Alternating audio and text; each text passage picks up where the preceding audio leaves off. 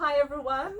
Today we have a special guest in our store, Blue Monkey Tea Company, Shalini Agarwal from representing Glenburn in Darjeeling in Glenburn Estate, which is a beautiful place and they grow wonderful teas. We've been selling your teas for years here. I have a couple of them here and we are going to drink um, first flush Darjeeling from Glenburn. And I have a couple questions here. How are you today? I'm very well. Thank you so much, Margaret, for inviting me to come and to be in your shop. It's always lovely to see our customers' retail end. Would you tell us, like in a couple words, the history of the Glenburn? I know it's a probably long answer, but I'm sure you already talked about this a few times. So, just to tell you, we are a small family business basically, but our it's fourth generation now that are running the tea gardens.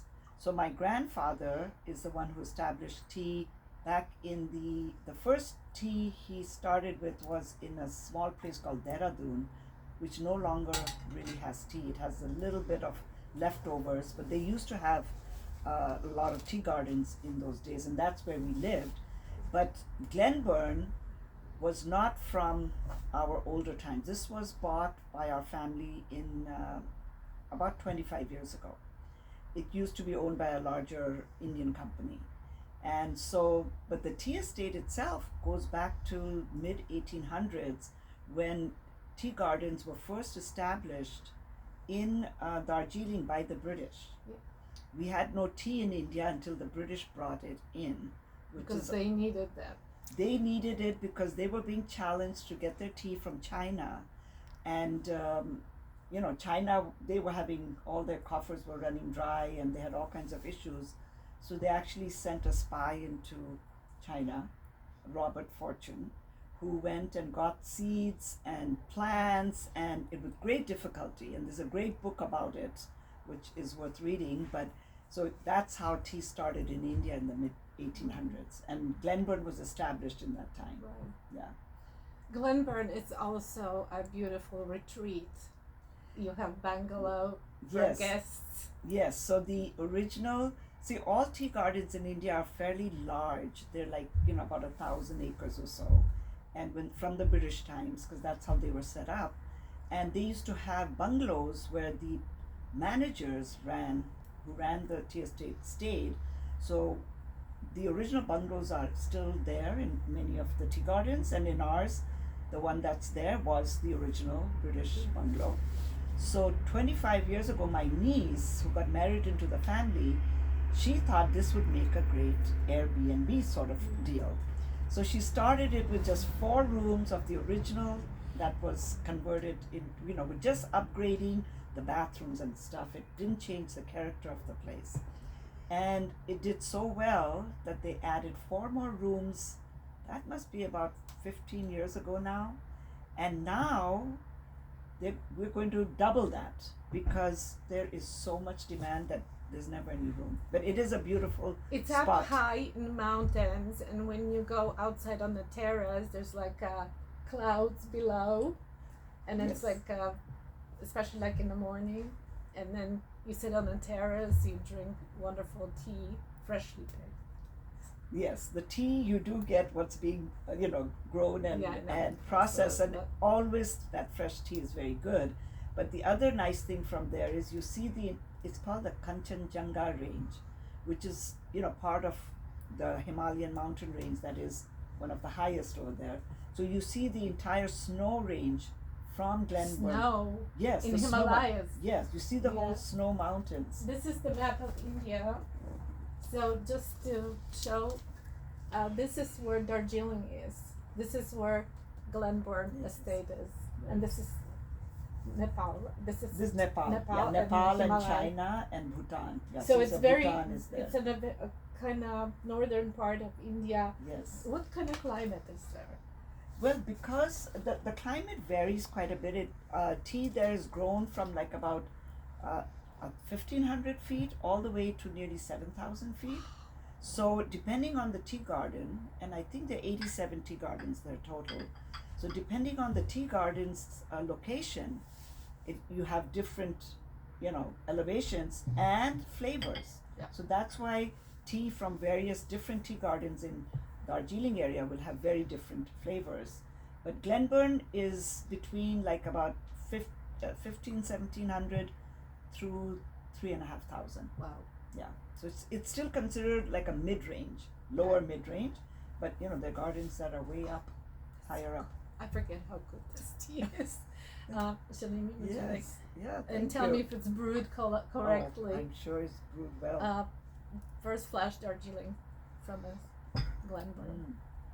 You have brewed it nicely. You know, Thank you. it could be a little stronger, right? For me, this is perfect. Tea, you have to do it according to what your liking is. So if you like a really strong cup, but with first flush, if you put too much leaf, sometimes it gets bitter.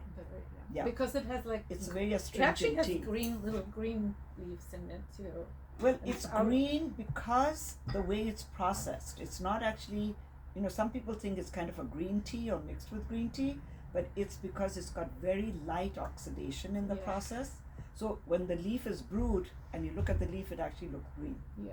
It's not black. I'm actually going to spill a little bit here, and then we're gonna do a little close up later. Yeah. And you can see the green in Right, it, even in the dry That's what leaf. makes it so complex and Right. so interesting. I love the color. I mean, it's this golden amber. It's tea is all not just the taste, but aroma and also the visual experience and the company. Tea is about company. Yes. How often do you go to Darjeeling? To Glenburn. Glenburn. Well, I tend at least once a year, sometimes twice a year. But my family in India runs, the tea garden. it's like The production of it, and Right. and managing the tea garden. So I just go there and I see the processing and I see what's happening, and I learn myself more about how tea is made because there's so much. It's just You have a wonderful video, not just one, Right. but there's really good video from a few years back on YouTube. We're gonna put a link to that video here too. And so, what is the best way to steep first flash Darjeeling? Like timing, temperature.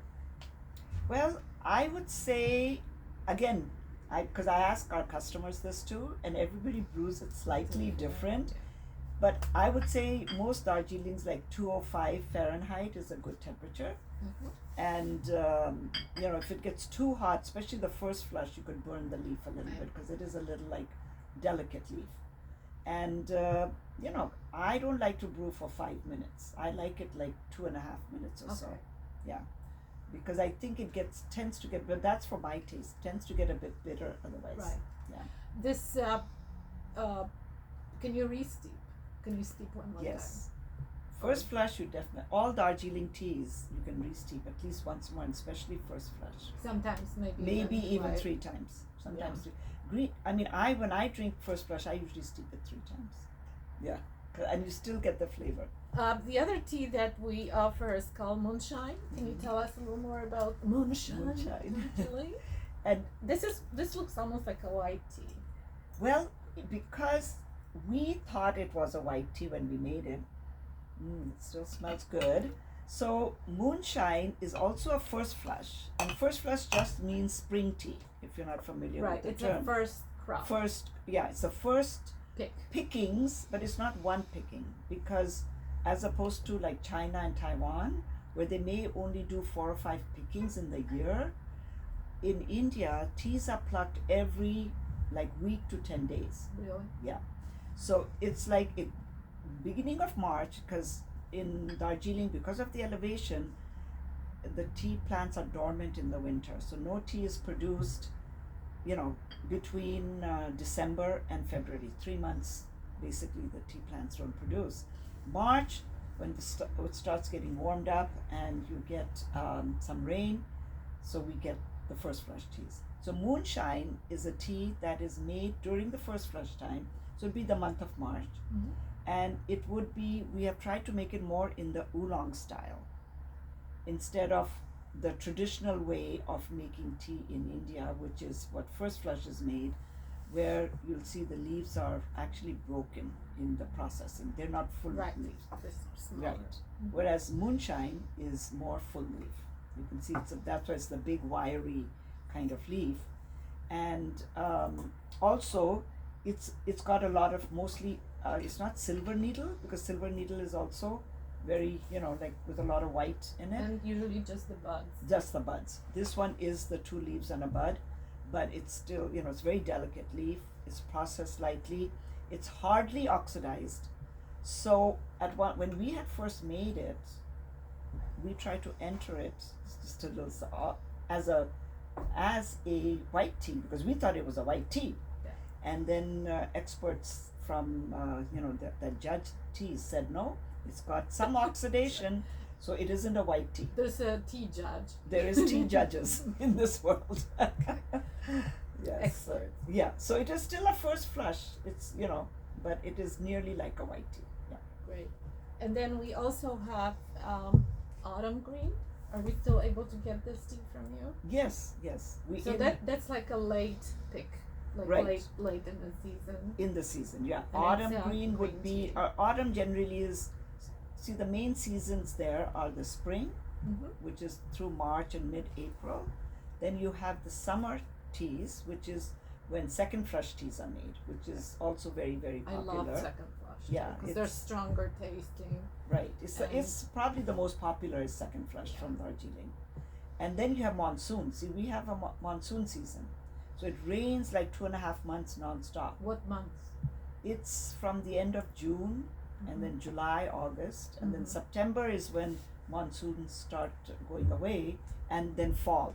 So then end of September, October, November is the fall season. Okay, so can you pick these in monsoon season, or do Oh, you yes. just have to wait until it dries up? And No, they pick more tea. Monsoon produces the greatest quantity of tea right, because it's raining so much and it's humid.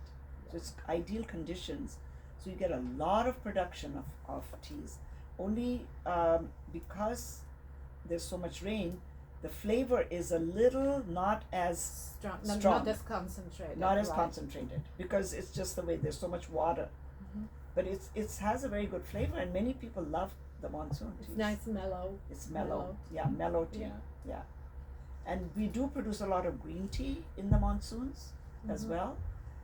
But we've also tried doing green tea in other seasons, Mhm. and so they have a different flavor. Going back to the moonshine, where did the name come from? So it's kind of a made-up name, I have to admit. Yeah, that's okay. Yes, because it's the one of our managers who first developed this tea, which is like 15 years ago. So it came up with the story. Okay, it's picked in the moonlight, and so it's moonshine tea. So it sounds good, but really nobody works at night in these tea gardens. So it is just to give it a nice kind of name. But you know what it brings to mind? Mhm. What they brew in secret, moonshine. Right. So Yeah. that's kind of cool. I too. think that's maybe kind of where the name might have been thought Yeah. of from. But it's a beautiful name, and the tea is amazing. Yes. We actually have quite a few customers Who like asking them. for tea. So as soon as your teas will be available, we're definitely going to order some, like ASAP. So there's a couple other regions in India Mhm. that grow tea. It's Assam Right. and also Nilgiris. Right. But you also have some Assam, or do you Yes. source? No, we have a tea garden. Kongia Tea Estate Kongia, yeah, is in Assam, right. mid Assam. It's kind of northern side. That's been in our family since the British left, since 1949. Yeah. Wow, So that's where I've actually grown up. you grew So, up there. Yeah. So it's a beautiful place too. It's not in the mountains. Assam teas is the Assamica Assam variety. Valley. Yeah, in so it's a Assam valley. Yeah. But the mountains are far away, so it's Right. not like it's steep mountains. It's like so that Assam and Darjeeling are the best teas from India. Right. And besides Nilgiris and the south, we also have Western India that has teas. Really? Yeah, Which it's one? in the Palampur area. It's Kangra, see? Kangra. Kangra Yeah. Valley. And another tea person I know has started in Kumaon, which is North India now. That used to be the tea plantations during the British times, which went defunct, Okay. and they've revived it. Oh, nice. Yeah. Yeah. So Dehradun, where I was telling you where our family's teas were. So Delhi is the capital, and the mountains start over here. So Dehradun is right in the foothills, kind of Okay. north of here. So that region, the climate is such that you could, do tea, Mhm. but a lot of it has just got developed and commercial, and so farming is not as lucrative. So I understand there are many families of workers on the state, and they have a lot of support from management in terms of like housing and schooling.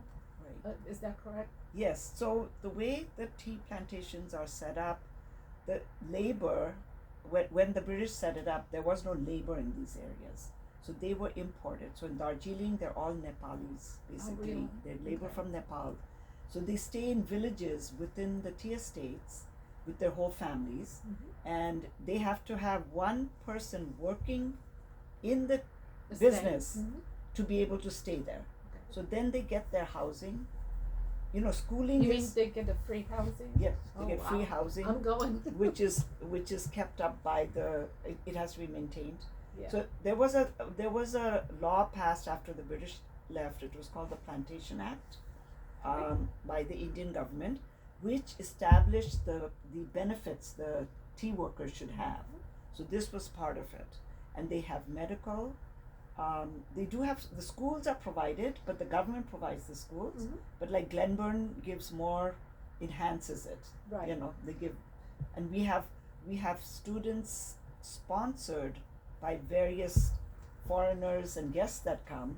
So Oh, these okay. kids can go to better quality schools and colleges, and so they're doing pretty well. Wow. Yeah. So and then they even get a certain amount of their food rations, they call it, Mhm. which is grains and wheat and stuff. So they are, yes, That's great. yeah. That's They great. say that, you guys don't feel, they don't get enough money, but this is part of the package. Yeah. Yeah. That's what people here don't They look understand. happy. I've seen like your photos from there and Right. videos. They're usually smiling, and And there's they- like activities they- going on. Oh yeah, and- they have a whole culture, and sometimes the younger people, they don't want to Right. work, so they want to go to the cities and do all kinds of other jobs, which is true. So tea is going to change drastically how it's done. Yeah. But some I've met who come back because they say, we realize we got a lot more money, but I mean, to go live in like New Delhi or Bombay and Yeah. be working in a restaurant Yeah, or something. yeah. I mean, the life is not nice. Here they have a wonderful life. And they can work at home with the internet, They can. so they Yes. can still have like a at-home job, and then maybe And that's all happening now. Yeah, Things are yeah. changing because Everything all is these changing. things are. So, it is, I think it's a great place to live. But cheers.